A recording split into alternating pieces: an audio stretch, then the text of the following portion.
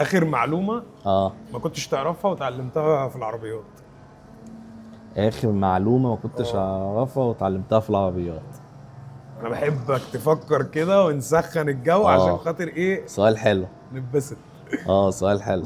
لا يعني انا اخر معلومه وعرفتها اللي انا كنت من فتره اعرف مثلا ايه، يقول لك الاكسدامات لو كشفت عليها في التوكيل تبقى فابريكا ومش فابريكا. لا هو التوكيل اصلا اللي طلع الموضوع اللي ما يبانش اصلا في التوكيل العربيه الاكسدام فابريكا ولا مش فابريكا.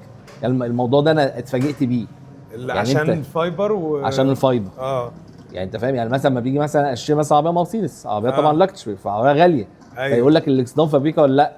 طب بص على التوكيل ما يدكش حتى لو هي بش ما بيقولكش ما يبينش رشش ولا لا، ما يبينش عشان هو ما بيقيس الفبر، عشان ما بيقيس السمك بتاع يعني الموضوع ده انا اتفاجئت بيه.